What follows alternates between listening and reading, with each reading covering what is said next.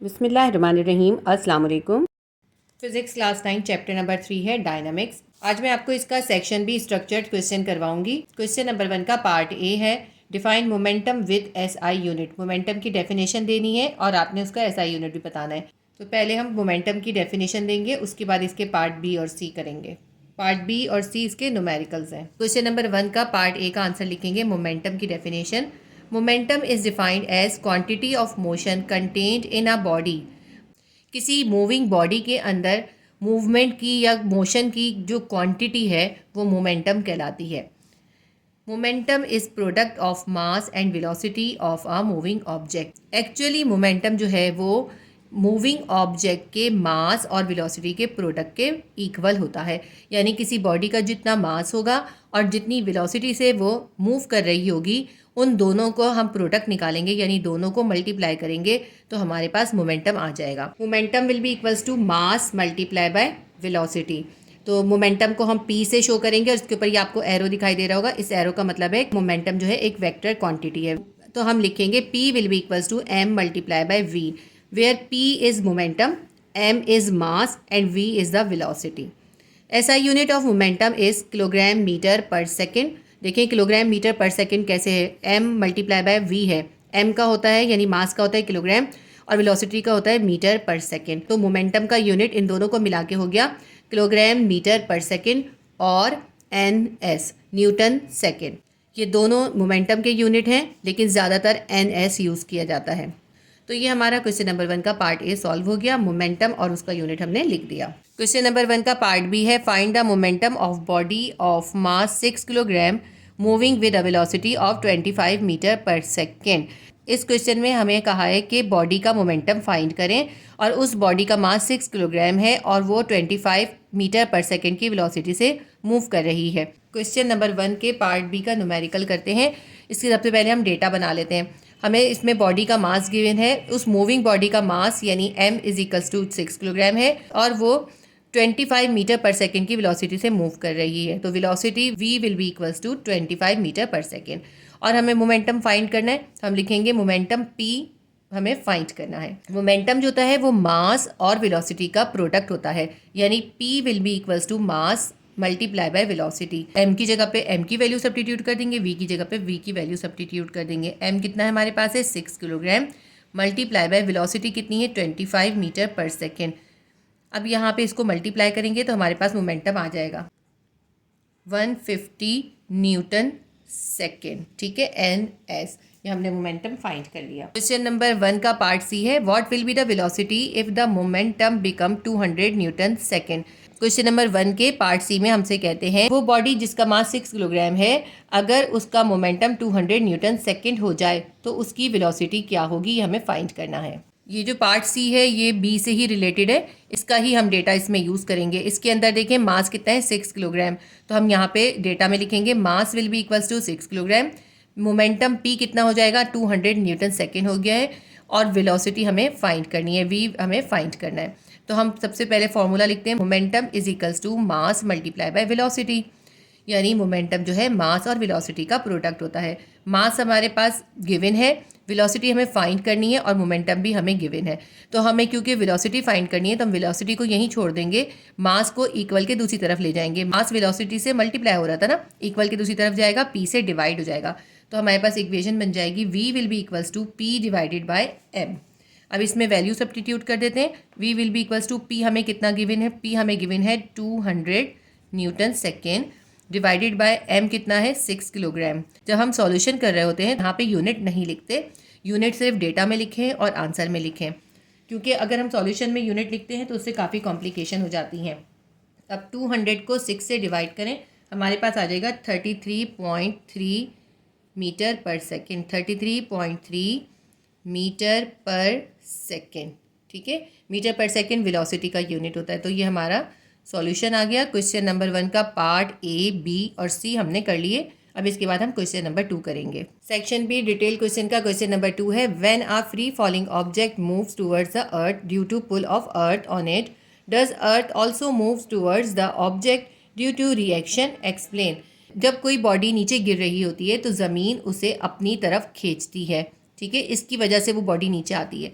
तो क्या रिएक्शन के तौर पे वो बॉडी भी ज़मीन को अपनी तरफ खींचेगी और ज़मीन जो है उस बॉडी की तरफ मूव करेगी, ये हमें एक्सप्लेन करना है। क्वेश्चन नंबर 2 के पार्ट ए का आंसर लिखेंगे। देखें, जब कोई बॉडी ऊपर से नीचे की तरफ गिर रही होती है तो ग्रेविटेशनल की फोर्स होती है जो उसको ज़मीन की तरफ खींचती है। तो हमें पता है कि every action has a reaction, her action का रिएक्शन होता है, तो वो बॉडी भी ज़मीन को अपनी तरफ खींचेगी। जब वो ऑब्जेक्ट ज़मीन के ऊपर अपनी फोर्स लगाती है, उसे अपनी तरफ पुल करती है या खींचती है, तो ज़मीन उस तरफ मूव तो करती है, लेकिन क्योंकि ज़मीन का साइज़ बहुत बड़ा है इसलिए वो जो मूवमेंट होती है वो नेग्लिजिबल होती है, बिल्कुल ना होने के बराबर होती है। इसीलिए हम उसे नोटिस भी नहीं कर सकते, ठीक है, इसलिए वो नोटिसेबल नहीं होती। मैं आपको पढ़ के बताती हूँ आप कैसे लिखेंगे। The earth pulls the falling object with a constant force, gravitational force. Earth जो है वो फॉलिंग ऑब्जेक्ट को एक कांस्टेंट फोर्स या ग्रेविटेशनल फोर्स से अपनी तरफ खींचती है। And so do the falling object on earth, और यही जो है फॉलिंग ऑब्जेक्ट भी अर्थ के साथ करता है, यानी एक तरफ अर्थ उसको अपनी तरफ खींच रही होती है और वो गिरने वाली चीज़ भी अर्थ को अपनी तरफ खींचती है। The earth size is considerably large, क्योंकि अर्थ का साइज अगर देखा जाए तो वो उस ऑब्जेक्ट के निस्बत बहुत बड़ा है। Thus the acceleration due to falling object is negligible, तो इसलिए फॉलिंग ऑब्जेक्ट की वजह से जो एक्सीलरेशन प्रोड्यूस होता है अर्थ के ऊपर वो नेग्लिजिबल होता है, यानी ना होने के बराबर होता है।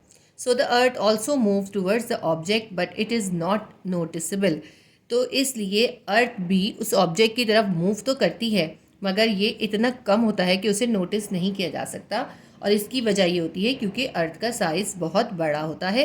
एक बार मैं और रीड कर देती हूँ, आप इसका आंसर नोट डाउन कर लीजिए।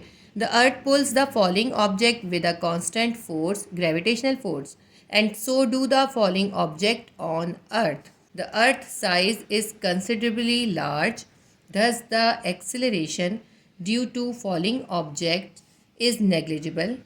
So the earth also moves towards the object but it is not noticeable. Question number 2 के पार्ट ए का आंसर हो गया। क्वेश्चन नंबर 2 का पार्ट बी भी एक न्यूमेरिकल है। A body of mass 10 kilogram is moving with velocity of 10 metre per second. एक body है जिसका मास 10 किलोग्राम है और वो वेलोसिटी 10 मीटर पर सेकेंड से मूव कर रही है। A force act for 5 second to reduce its velocity to 2 metre per second. एक फोर्स उस पर 5 सेकेंड तक अप्लाई हुई जिसकी वजह से उसकी वेलोसिटी रिड्यूस होकर या कम होकर 2 मीटर पर सेकेंड रह गई। Find the momentum of body before and after application of the force on it. हमें इसके अंदर मोमेंटम मालूम करना है, उस फोर्स के अप्लाई करने से पहले भी जो मोमेंटम था वो भी फाइंड करना है, और फोर्स को अप्लाई करने के बाद जो मोमेंटम हो जाएगा वो भी फाइंड करना है। क्वेश्चन नंबर 2 के पार्ट बी का न्यूमेरिकल सॉल्व करेंगे।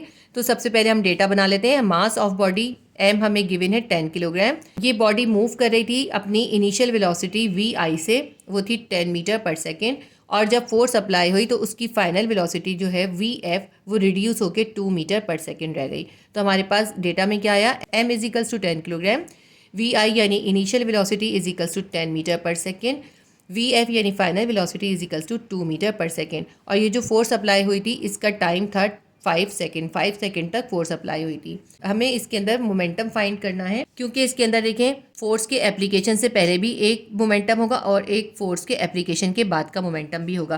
क्योंकि फोर्स अप्लाई करने से पहले जो मोमेंटम था वो था इनिशियल मोमेंटम, तो हम पी आई या इनिशियल मोमेंटम फाइंड कर लेते हैं। पहले पी आई हमें फाइंड करना है, P I will be equals to M V I के बराबर होगा।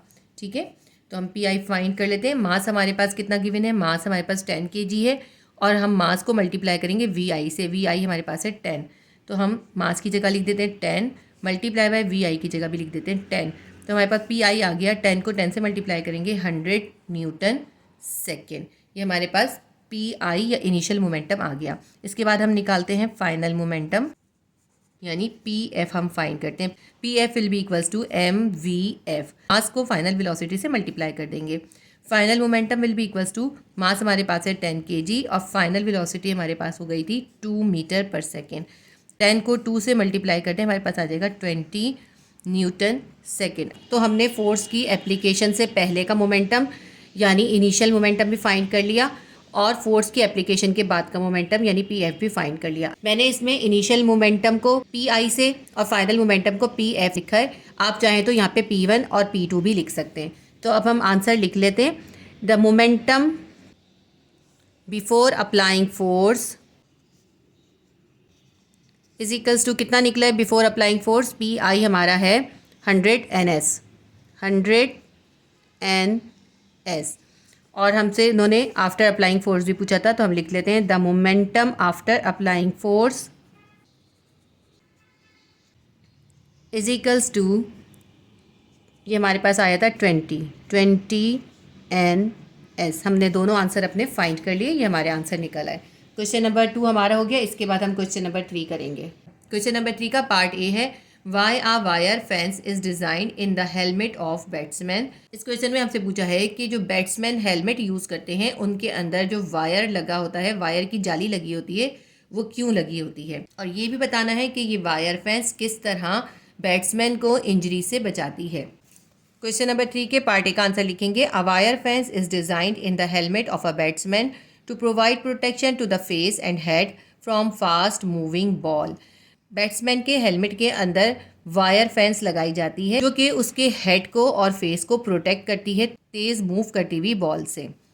It protect batsman from injuries. इसकी वजह से बैट्समैन जो है वो इंजरी से महफूज रहते हैं, क्योंकि जब बॉल फेंकी जाती है तो उसकी स्पीड बहुत ज़्यादा होती है, और उसकी स्पीड ज़्यादा होने की वजह से उसकी पावर या उसकी फोर्स भी ज़्यादा होती है। अगर आगे वायर फेंस नहीं होगी तो वो फास्ट मूविंग बॉल जो है वो जाके बैट्समैन के मुंह को, आंख को या उसके हेड को जख्मी कर सकती है।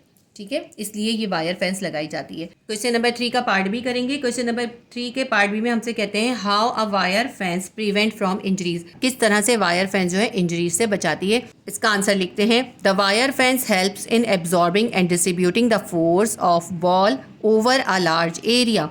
वायर फेंस अपने बड़े एरिया के ऊपर बॉल की फोर्स को डिस्ट्रीब्यूट करती है और एब्जॉर्ब करती है। And provide extra time to reduce speed before strike, यानी वायर फेंस की वजह से बॉल को टकराने में ज़्यादा टाइम लगता है। So batsman remain safe from injury, जिससे बैट्समैन जो है इंजरी से बच जाता है। Due to fence impact time increase, क्योंकि फेंस के वजह से टाइम इंक्रीज हो गया है, विच डिक्रीजेज द फोर्स, जिसकी वजह से फोर्स कम हो जाती है। As we know that F is equals to delta P upon T। हम जानते हैं कि rate of change of momentum is called force, यानी जितने रेट के साथ मोमेंटम चेंज हो रहा होता है वो फोर्स कहलाती है। अब आप इस इक्वेशन को देखें तो फोर्स टाइम के इन्वर्स प्रोपोर्शन है। इसको हम अगर सेपरेट करके लिखते हैं, F is inverse proportion to time, यानी अगर टाइम बढ़ जाएगा तो फोर्स कम हो जाएगी। दोनों चीज़ें एक दूसरे के इन्वर्स प्रोपोर्शन है, यानी अगर टाइम बढ़ जाएगा तो फोर्स कम हो जाएगी, अगर टाइम कम लगेगा तो फोर्स ज़्यादा हो जाएगी। तो इसी रूल को अप्लाई करते हुए वायर फेंस बनाई जाती है, क्योंकि वायर फेंस की वजह से बॉल के टकराने में टाइम बढ़ जाता है। वायर फेंस का बड़ा एरिया फोर्स को डिस्ट्रीब्यूट भी कर देता है और बॉल के टकराने का टाइम भी इंक्रीज हो जाता है। जब टाइम इंक्रीज हो जाता है तो फोर्स कम हो जाती है। ठीक है, When the time increases, the force decreases। तो यही रूल अप्लाई होता है वायर फेंस में। इस तरह से बॉल की हाई स्पीड जो होती है वायर फेंस से टकराने के बाद वो रिड्यूस हो जाती है, और क्योंकि टाइम इंक्रीज हो जाता है इसलिए उसकी फोर्स या उसकी पावर भी कम हो जाती है। आपने देखा है कि स्पोर्ट्समैन और बैट्समैन वगैरह के जो ग्लव्स होते हैं और जो नीज़ वगैरह पे पहनते हैं वो बहुत पैडेड बनाए जाते हैं। इसीलिए बनाए जाते हैं कि जब बॉल उनसे टकराएगी तो क्योंकि टाइम का इम्पैक्ट बढ़ जाएगा, इसलिए उस बॉल की फोर्स कम हो जाएगी और उससे उनको इंजरी नहीं होगी। क्वेश्चन नंबर 3 के पार्ट ए और बी का आंसर हो गया। मैं एक बार और रीड कर देती हूँ। अ wire fence is designed in the helmet of a batsman to provide protection to the face and head from fast moving ball. It protect batsmen from injury. Question number 3 के part B को भी एक बार read कर देती हूँ। The wire fence helps in absorbing and distributing the force of ball over a large area and provide extra time to reduce speed before strike, so batsman remains safe from injury.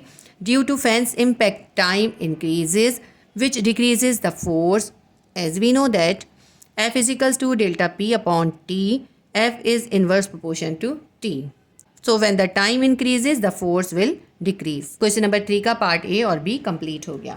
Chapter 3 का question number 4 करेंगे। Question number 4 का part A है, state the Newton's first law of motion, give some common example. ये Newton का first law of motion आपने बताना है, उसकी एग्जाम्पल भी देनी है। न्यूटन का फर्स्ट लॉ ऑफ मोशन आप जो है पेज नंबर 79 पे जो ये समरी है उसमें से लिख लें। ये जो 4th पॉइंट है ये वाला लिखेंगे। Newton's first law of motion explains that the object resist to change their state of rest और मोशन। न्यूटन के फर्स्ट लॉ के अकॉर्डिंग कोई भी ऑब्जेक्ट जो होती है अपनी रेस्ट की स्टेट में या मोशन की स्टेट में चेंज के खिलाफ रेजिस्ट करती है। It also called law of inertia. इसको लॉ ऑफ इनर्शिया भी कहते हैं। अब मैं आपको इसकी एग्जांपल बताती हूँ। आपकी बुक में पेज नंबर 66 पर न्यूटन का फर्स्ट लॉ ऑफ मोशन है। आप चाहें तो इसमें से भी लिख सकते हैं, यहाँ पे भी लिखा हुआ है, और अगर चाहें तो समरी में से जो मैंने आपको डेफिनेशन बताई है वो भी बहुत अच्छी लिखी हुई है, वो भी लिख सकते हैं। यहाँ की भी मैं आपको पढ़ के बता देती हूँ। A body continues it state of rest or uniform motion in a straight line unless an external force act on it. कोई भी बॉडी जो है वो अगर रेस्ट की कंडीशन में हो या फिर अगर यूनिफॉर्म मोशन कर रही हो स्ट्रेट लाइन में, तो वो उसको कंटिन्यू रखती है यहाँ तक कि उसके ऊपर कोई एक्सटर्नल फोर्स अप्लाई कर दी जाए। यानी अगर कोई बॉडी रेस्ट की कंडीशन में है तो वो रेस्ट की कंडीशन में ही रहेगी जब तक कि उसके ऊपर कोई फोर्स अप्लाई ना कर दी जाए। या अगर कोई बॉडी यूनिफॉर्मली मोशन कर रही है, मूव कर रही है, तो वो यूनिफॉर्मली मूव करती रहेगी जब तक कि उसके ऊपर कोई फोर्स एक्ट ना कर जाए। इसकी मैं आपको एक एग्जांपल बताती हूँ। जैसे कि एक गाड़ी अगर यूनिफॉर्म स्पीड से मूव कर रही है तो जब तक हम उसके ऊपर ब्रेक की फोर्स अप्लाई नहीं करेंगे वो यूनिफॉर्म मोशन करती रहेगी। इसी तरह अगर कोई बुक या कोई भी चीज़ टेबल पे रखी है, जब तक हम उस पर फोर्स अप्लाई नहीं करेंगे वो वहीं पे रखी रहेगी, वो वहाँ से अपनी जगह को चेंज नहीं करेगी। तो ये दो इसकी कॉमन एग्जाम्पल हैं और आपकी बुक में भी यहाँ लिखी हुई है ये एग्जाम्पल। एग्जाम्पल 1 लिखेंगे, like a book place on the table remains at its place unless someone pick it back.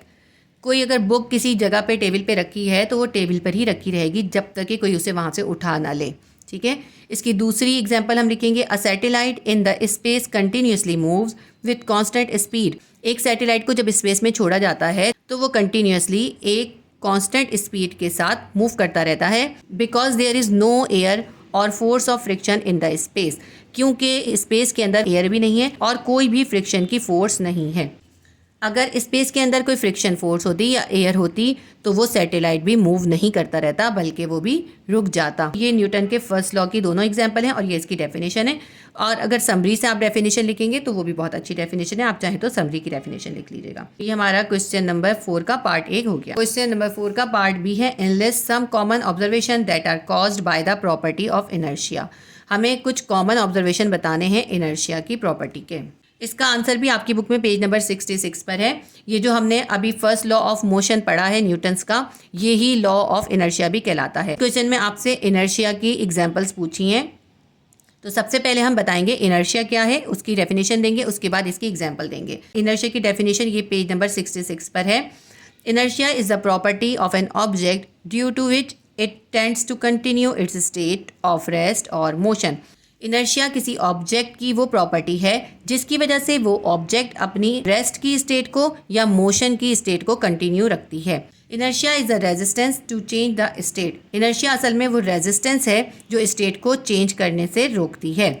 अब इसकी एग्जांपल देते हैं हम। देखिए, इसकी बहुत कॉमन एग्जांपल आपने ऑब्जर्व की होगी। अगर हम किसी गाड़ी में या किसी बस में जा रहे हों तो क्योंकि बस मूव कर रही होती है, हमारी बॉडी भी बस से इंटैक्ट होती है, उसकी सीट से टच हो रही होती है, हमारे पैर उससे टच हो रहे होते हैं, तो उसकी वजह से हमारी बॉडी का लोअर पार्ट भी मूव करता है।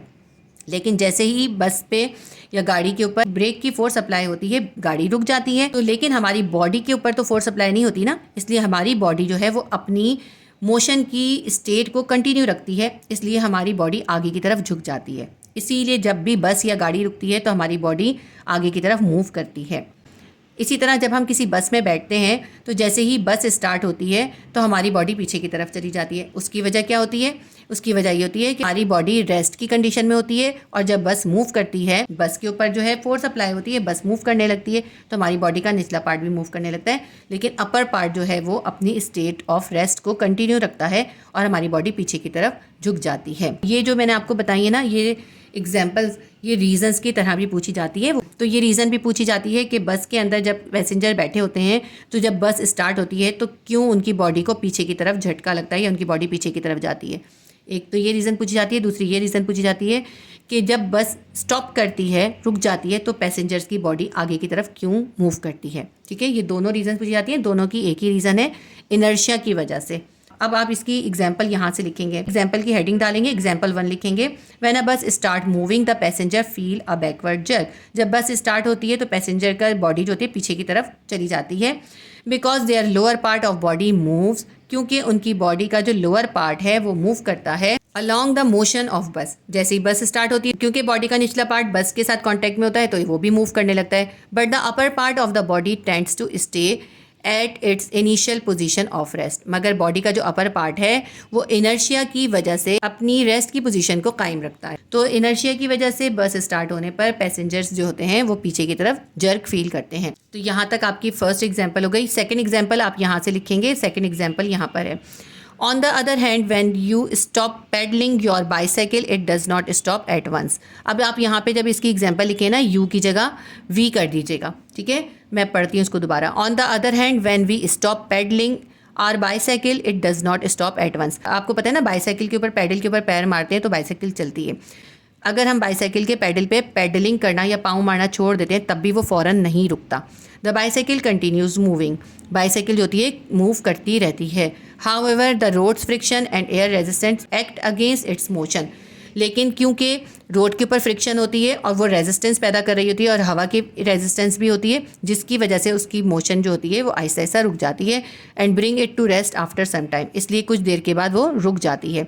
अगर ये फ्रिक्शन और रेजिस्टेंस ना हो एयर की तो वो मूव करती रहेगी, ठीक है। इसलिए जब बाईसाइकिल को पेडलिंग करना भी छोड़ देते हैं तो वो थोड़ी सी आगे तक चलती हुई जाती है, और लेकिन फ्रिक्शन और एयर रेजिस्टेंस की वजह से आहिस्ता आहिस्ता वो रुक जाती है। तो ये आपने सेकेंड एग्जाम्पल भी दे देनी है। यहाँ पे फर्स्ट एग्जाम्पल थी और ये सेकेंड एग्जाम्पल है। तो इनर्शिया की डेफिनेशन और इनर्शिया की दोनों कॉमन लाइफ की एग्जाम्पल्स कंप्लीट हो गई।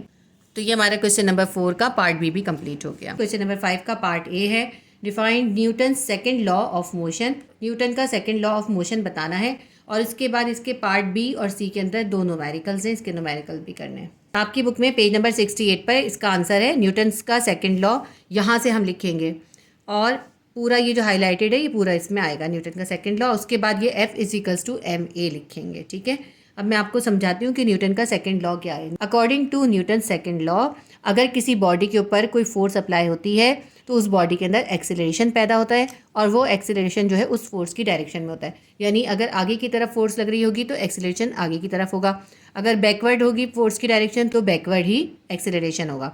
तो ठीक है, जब किसी बॉडी के ऊपर कोई फोर्स अप्लाई होती है तो उस फोर्स की ही डायरेक्शन में एक्सीलरेशन पैदा होता है। ये एक्सीलरेशन जो है वो उस फोर्स के डायरेक्टली प्रोपोर्शन होता है। अगर फोर्स ज़्यादा होगी तो एक्सीलरेशन ज़्यादा होगा, अगर फोर्स कम होगी तो एक्सीलरेशन कम होगा। और ये एक्सीलरेशन उस बॉडी के मास के इन्वर्स प्रोपोर्शन होता है। यानी अगर बॉडी का मास ज़्यादा होगा तो फोर्स कम होगी, और अगर मास कम होगा तो फोर्स ज़्यादा होगी। इन्वर्स प्रोपोर्शन का मतलब होता है ऑपोजिट, ठीक है। तो ये जो मैंने बोला है ना, यही सब इसके अंदर लिखा हुआ है। तो अब मैं आपको पढ़ के बताती हूँ। Newton second law of motion describe the relation between force and acceleration. Newton का सेकेंड लॉ ऑफ मोशन जो है वो एक्सीलरेशन और फोर्स का रिलेशन बताता है।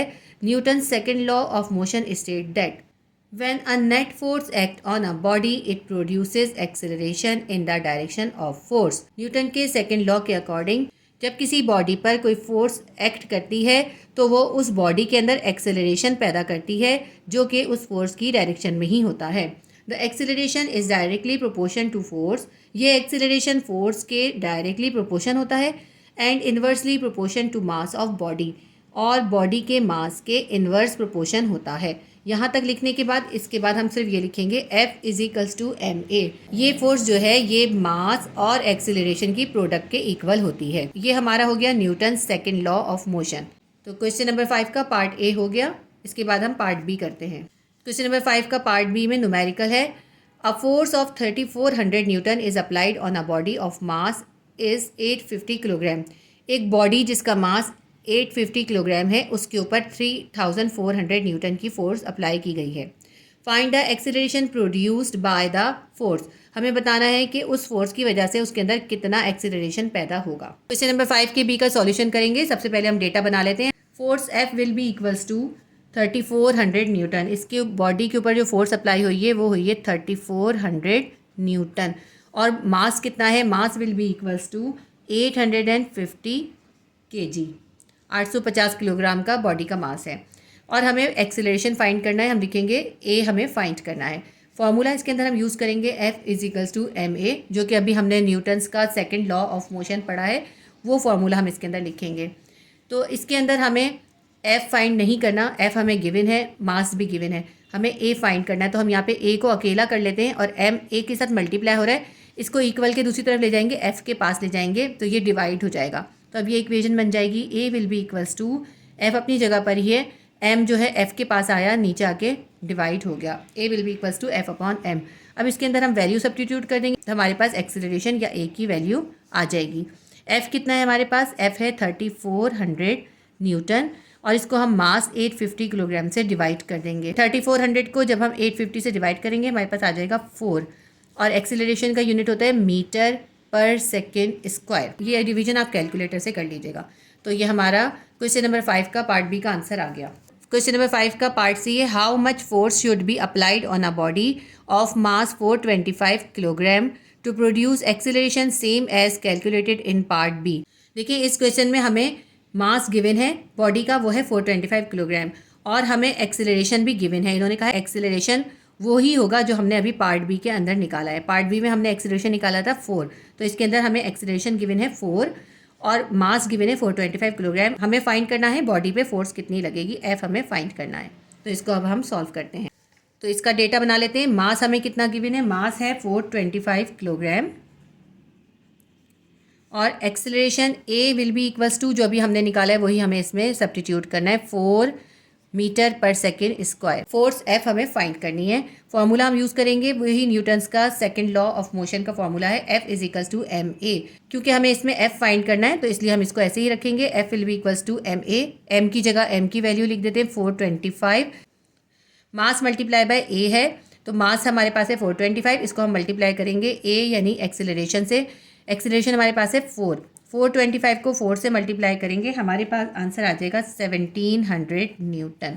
ये हमारा क्वेश्चन नंबर 5 का पार्ट सी भी सॉल्व हो गया। क्वेश्चन नंबर 5 का पार्ट A B C तीनों सॉल्व हो गए। क्वेश्चन नंबर 6 करेंगे। क्वेश्चन नंबर 6 का पार्ट A है, show the relationship between applied force and acceleration produce in the body. अगर किसी बॉडी पे फोर्स अप्लाई होती है तो उस बॉडी के अंदर एक्सेलरेशन प्रोड्यूस होता है।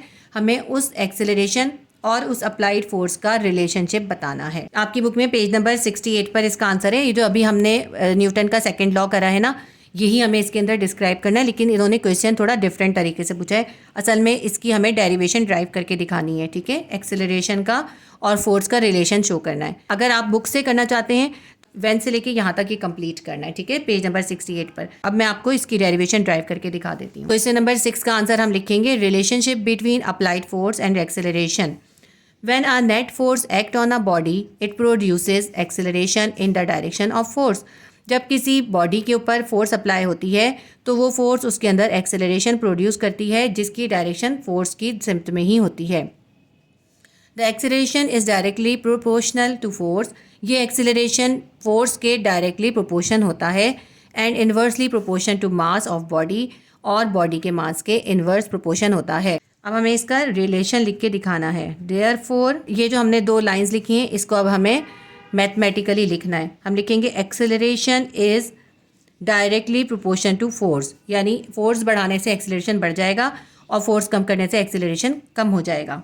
And acceleration is inverse proportion to mass of body, यानी अगर बॉडी का मास ज़्यादा होगा तो एक्सेलरेशन कम होगा, अगर बॉडी का मास कम होगा तो एक्सेलरेशन ज़्यादा होगा। अब हम इन दोनों को कंबाइन कर देंगे। Acceleration will be directly proportion to F upon M। हमने इन दोनों को एक साथ लिख दिया, ठीक है। एक्सेलरेशन F के भी डायरेक्टली प्रोपोर्शन था और इनवर्स M के भी था, तो हमने लिख दिया acceleration is proportion to F by M।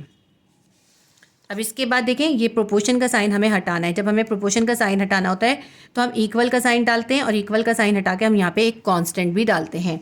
तो हम लिखेंगे A will be equals to constant का हम डालेंगे K F अपॉन M। ये कांस्टेंट K कहाँ से आया है, क्योंकि हमने ये प्रोपोर्शन का साइन हटाया है। जब भी हम प्रोपोर्शन का साइन हटा के इक्वल डालते हैं तो हम एक कांस्टेंट उसमें ऐड करते हैं। यहाँ पे हम इसको मेंशन कर देंगे K is the constant. K is the constant, ये K कांस्टेंट है और इसकी हम वैल्यू लेंगे taking K is equals to 1। तो हम K इज इक्वल्स टू 1 लेंगे। जब हम K की वैल्यू 1 लेंगे तो हम K की जगह पे 1 सब्स्टिट्यूट कर देंगे, तो हमारे पास बन जाएगा A will be equals to, K की जगह आ जाएगा 1 F अपॉन M, ठीक है, के कहाँ चला गया, के हमने कह दिया के जो है 1 के बराबर है, तो 1 को लिखना ज़रूरी नहीं होता, तो A will be equals to F upon M बन गया। अब हम एफ को यहीं छोड़ देंगे, एम एफ से डिवाइड हो रहा है, इक्वल के दूसरी तरफ लेके जाएंगे, ए के साथ जाके मल्टीप्लाई हो जाएगा, F will be equals to M multiply by A हो जाएगा, F will be equals to M multiply by A हो जाएगा। ठीक है, यानी F is equals to M A. तो इस तरह से हमने एक्सेलरेशन और फोर्स का रिलेशन प्रूव कर दिया। क्वेश्चन नंबर 6 का पार्ट ए कंप्लीट हो गया। क्वेश्चन नंबर 6 का पार्ट बी है, find the mass of a body which is accelerated by applying force of 200 newton that change in velocity is 36 metre per second square. इस question में हमें body का mass find करना है और उस बॉडी के ऊपर 200 न्यूटन की फोर्स अप्लाई हो रही है। उस फोर्स के अप्लाई होने से उसके अंदर जो एक्सेलरेशन पैदा हो रहा है वो है 36 मीटर पर सेकेंड स्क्वायर। अक्सर बच्चे इससे कंफ्यूज हो जाते हैं कि इसमें लिखा हुआ है चेंज इन वेलोसिटी, लेकिन the rate of change in velocity is called acceleration. तो इन्होंने यहाँ पे जो है कंफ्यूज करने के लिए आपको ये लाइन दी है। ये असल में 36 मीटर पर सेकेंड स्क्वायर हमारा एक्सेलरेशन ही है, और एक्सेलरेशन की पहचान एक ये होती है कि उसके ऊपर -2 पावर होती है। वेलोसिटी के अंदर -1 पावर होती है, एक्सेलरेशन के अंदर ms -2 पावर होती है। ठीक है, तो ये क्या है, 36 मीटर पर सेकेंड है change in velocity. Change in velocity क्या होता है, एक्सेलरेशन होता है। तो इसके अंदर हमें क्या क्या गिवन है, इसके अंदर हमें फोर्स 200 न्यूटन गिवन है, acceleration 36 metre per second square given है, और हमें बॉडी का मास इसके अंदर फाइंड करना है। तो अब इसका हम डेटा बना लेते हैं। फोर्स है हमारे पास 200 न्यूटन और एक्सेलरेशन हमें गिवन है 36 metre per second square ms-2, और मास हमें इसका फाइंड करना है। फॉर्मूला हम इसमें यूज़ करेंगे, न्यूटन के सेकंड लॉ का फॉर्मूला यूज़ करेंगे, F is equals to ma। अब इसके अंदर हमें फाइंड क्या करना है, इस फॉर्मूले के अंदर हमें F भी गिवन है, A भी गिवन है, और हमें M फाइंड करना है। क्योंकि हमें M फाइंड करना है इसलिए हम M को अकेला कर देंगे। A M के साथ मल्टीप्लाई हो रहा है, इसको इक्वल के दूसरी तरफ ले जाएंगे, F के पास ले जाएंगे। यहाँ मल्टीप्लाई हो रहा था, इक्वल के दूसरी तरफ जाएगा, F के पास जाएगा, डिवाइड हो जाएगा। तो M will be equals to F upon A हो जाएगा। F अपनी जगह पर ही है, A इसके पास आया है इसलिए डिवाइड हो गया। इस इक्वेशन के अंदर हम वैल्यू सब्स्टिट्यूट करेंगे तो हमारे पास मास आ जाएगा। अब हमारे पास इक्वेशन बन गई, M is equals to F upon A। F हमारे पास कितना है, 200 न्यूटन। इसको हम डिवाइड करेंगे एक्सीलरेशन जो कि हमारे पास है 36 मीटर पर सेकेंड स्क्वायर। 200 को 36 से डिवाइड करेंगे, हमारे पास आ जाएगा 5.55 kg। 5.55 kg कैलकुलेटर से डिवाइड कीजिएगा, बहुत आसानी से हो जाएगा। मास का यूनिट kg होता है। तो हमने फाइंड कर लिया कि अगर 200 न्यूटन की फोर्स लगाई जाती है किसी बॉडी पे और उसका acceleration 36 metre per second square होता है तो उसका मास 5.55 किलोग्राम होगा। अब क्वेश्चन नंबर 6 का सी पार्ट देखते हैं। What should be the acceleration of the same body if the applied force change to 280 newton. Part C जो है पार्ट बी से ही रिलेटेड है।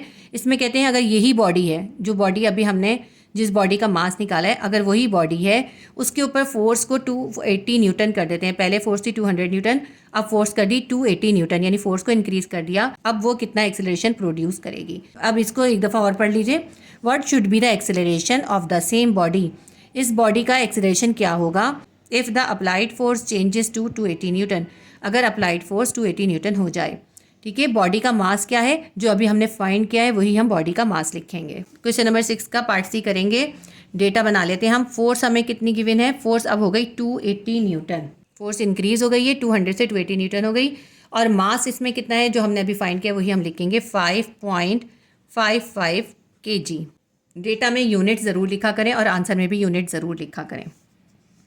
एक्सेलरेशन हमें फाइंड करना है, ए हमें फाइंड करना है। फॉर्मूला हम यूज़ करेंगे इसके अंदर न्यूटन के सेकंड लॉ का, F is equals to ma। और हमें इसके अंदर a फाइंड करना है तो हम क्या करेंगे, a को यहीं छोड़ देंगे, m को इक्वल के दूसरी तरफ ले जाएंगे। यहाँ मल्टीप्लाई हो रहा था, वहाँ f के पास जाके डिवाइड हो जाएगा। तो हमारी इक्वेशन बन जाएगी a will be equals to F upon m। अब a will be equals to F की जगह F की वैल्यू सब्स्टिट्यूट कर देते हैं। F की वैल्यू है 280 न्यूटन डिवाइडेड बाय, हमें मास से डिवाइड करना है। मास कितना है 5.55 kg। 280 को 5.55 kg से डिवाइड करेंगे, हमारे पास आंसर आ जाएगा 50.45 मीटर पर सेकेंड स्क्वायर, क्योंकि एक्सेलरेशन का यूनिट होता है मीटर पर सेकेंड स्क्वायर। ये हमने एक्सेलरेशन फाइंड कर लिया। हमारा क्वेश्चन नंबर 6 का पार्ट A, B और C सॉल्व हो गया। अब मैं आपको क्वेश्चन नंबर 7 कराऊंगी, लेकिन क्वेश्चन नंबर 7 कराने से पहले आपसे रिक्वेस्ट है कि वीडियो को लाइक कर दीजिए। अगर ये वीडियोस आपके लिए हेल्पफुल होती हैं तो प्लीज़ वीडियो को लाइक कर दिया कीजिए और अपने फ्रेंड्स के साथ और क्लासमेट्स के साथ शेयर किया कीजिए। और अगर आपने सब्सक्राइब नहीं किया है तो सब्सक्राइब कर लीजिए और बेल आइकॉन को क्लिक कर दीजिए, ताकि मैं जैसे ही कोई नई वीडियो अपलोड करूं तो आपको नोटिफिकेशन मिल जाए। क्योंकि क्लासिक ट्यूशन के चैनल पे आपको क्लास 9 की मैथ्स, फिजिक्स और केमिस्ट्री की तमाम चैप्टर्स के क्वेश्चन आंसर्स, MCQs और न्यूमेरिकल्स की वीडियोज़ अवेलेबल होंगी। तो अब हम क्वेश्चन नंबर 7 स्टार्ट करते हैं। An empty car has 1200 kilogram mass. एक एम्प्टी कार है जिसका मास जो है 1200 किलोग्राम है। Its engine can produce acceleration of 4 metre per second square. और इस एम्प्टी कार का acceleration 4 metre per second square है। If 300 kilogram load is added to mass by passengers and luggage. अगर इस एम्प्टी कार के ऊपर मुसाफिरों का और लगेज का 300 किलोग्राम का लोड ऐड हो जाए, what acceleration the same engine will produce. तो अब इस कार का इंजन जो है कितना एक्सेलरेशन प्रोड्यूस करेगा। तो देखिए इसके अंदर इन्होंने हमें गाड़ी का मास चेंज करके एक्सेलरेशन फाइंड करने के लिए कहा है। जब एक गाड़ी खाली है, उसका मास 1200 किलोग्राम है और उसका acceleration 4 metre per second square है, तो अगर उसके ऊपर लोड आ जाता है लगेज और पैसेंजर्स का, उसका मास जो है 300 किलोग्राम ज़्यादा हो जाता है, तो उसका एक्सेलरेशन भी चेंज हो जाएगा ना। तो हमें उस लोडेड गाड़ी का एक्सेलरेशन बताना है। क्वेश्चन नंबर 7 का सबसे पहले हम डेटा बना लेते हैं। मास ऑफ एम्प्टी कार को हम कह देते हैं M1, ठीक है, क्योंकि जब गाड़ी खाली है तो उसका अपना मास है। वो कितना मास है उसका मास है 1200 kilogram. 1200 kilogram. The acceleration of empty car को हमने A1 से डिनोट कर दिया। एम्प्टी गाड़ी का acceleration A1 is equals to 4 metre per second square है। अब उसके बाद हम लिखते हैं मास ऑफ लोडेड कार। जब गाड़ी के अंदर पैसेंजर और लगेज का लोड आ गया तो उसके मास को हमने जाहिर करा M2 से। M2 कितना हो जाएगा, लेकिन जो पहले गाड़ी का मास था उसके अंदर 300 और ऐड हो जाएगा। हम सिर्फ 300 नहीं लिखेंगे इसका मास, क्योंकि गाड़ी का पहले से मास भी तो है ना। तो पहले से मास था 1200, उसके अंदर 300 का लोड और आ गया, तो ये कितना हो गया इसका टोटल मास, ये हो गया 1500 किलोग्राम। तो लोडेड गाड़ी का mass M2 is equals to 1500 kg है।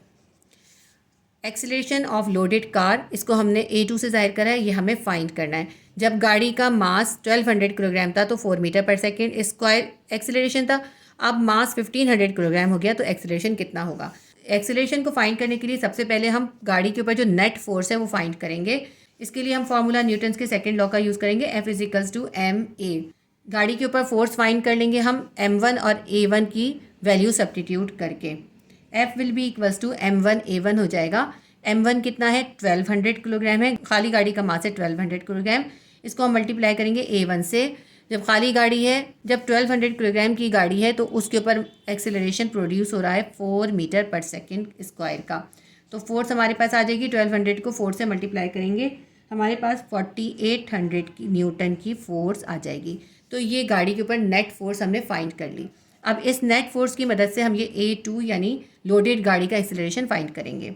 Now find acceleration of loaded car. A2 हम फाइंड करेंगे, A2 हम यहाँ पे अब फाइंड करेंगे। तो फॉर्मूला हम इसके लिए यही यूज़ करेंगे, हम फॉर्मूला यूज़ करेंगे F will be equals to M2A2, ठीक है। क्योंकि हमें लोडेड गाड़ी का एक्सेलरेशन फाइंड करना है तो हम मास भी लोडेड गाड़ी का ही लिखेंगे और F जो हमने फाइंड किया वो उसमें सब्स्टिट्यूट करेंगे। A2 हमें फाइंड करना है, A2 को यहीं छोड़ देंगे, M2 को इक्वल के दूसरी तरफ F के पास ले जाएंगे, यहाँ मल्टीप्लाई हो रहा था वहाँ जाके डिवाइड हो जाएगा, ये हमारी इक्वेशन बन जाएगी। A2 will be equals to F divided by M2, ठीक है। अब इसके अंदर वैल्यू सब्स्टिट्यूट कर देंगे तो हमारे पास एक्सेलरेशन आ जाएगा लोडेड गाड़ी का। F कितना है जो अभी हमने फाइंड किया था 4800 न्यूटन। इसको हम डिवाइड करेंगे M2 से। M2 कितना हो गया था, मास हो गया था 1500 kg। 1500 kg नीचे लिख देंगे। 4800 को 1500 से डिवाइड करेंगे तो हमारे पास A2 आ जाएगा 3.2 मीटर पर सेकेंड स्क्वायर। जब गाड़ी के ऊपर 300 किलोग्राम का लोड ज़्यादा हो गया तो गाड़ी का acceleration 3.2 metre per second square हो गया। अब आपने ये देखा कि पहले एक्सेलरेशन कितना था गाड़ी का, जब गाड़ी का 1200 किलोग्राम मास था तो 4 एक्सेलरेशन था। जब उसका मास बढ़ गया तो एक्सेलरेशन कम हो गया। ये हमने अभी पढ़ा था ना न्यूटन्स के सेकेंड लॉ में कि एक्सेलरेशन और मास इन्वर्स प्रोपोर्शन होते हैं। क्योंकि मास ज़्यादा हो गया है इसलिए एक्सेलरेशन कम हो गया। इस न्यूमेरिकल से हमारा न्यूटन का सेकेंड लॉ भी प्रूफ हो रहा है। तो हमने लोडेड गाड़ी का एक्सेलरेशन A2 फाइंड कर लिया। A2 equals to 3.2 metre per second square. ये हमारा क्वेश्चन नंबर 7 भी सॉल्व हो गया। चैप्टर नंबर 3 डायनामिक्स के सेक्शन बी के स्ट्रक्चर्ड क्वेश्चंस के मैंने क्वेश्चन नंबर 1 से क्वेश्चन नंबर 7 तक आपको करा दिए। ये इस वीडियो का पार्ट 1 है। इंशाल्लाह ताला पार्ट 2 के अंदर मैं आपको इसके क्वेश्चन नंबर 8, 9, 10 और 11 भी करवा दूंगी। इस चैप्टर के अलग से न्यूमेरिकल्स की वीडियो पहले से अपलोडेड है। अगर आपने न्यूमेरिकल देखने हो फिजिक्स क्लास 9 की प्लेलिस्ट में चैप्टर 3 की न्यूमेरिकल की वीडियो विजिट कर लीजिएगा। उसके अलावा इस चैप्टर नंबर 3 की मैंने आपको वर्क एग्जाम्पल भी समझाई हुई है।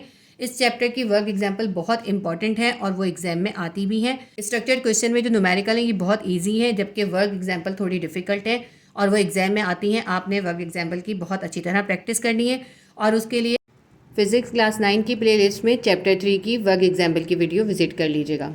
तो उम्मीद करती हूँ ये वीडियो आपके लिए हेल्पफुल रही होगी। प्लीज़ वीडियो को लाइक कीजिएगा, शेयर कीजिएगा और सब्सक्राइब कर लीजिए अगर आपने सब्सक्राइब नहीं किया है तो। अल्लाह हाफिज़।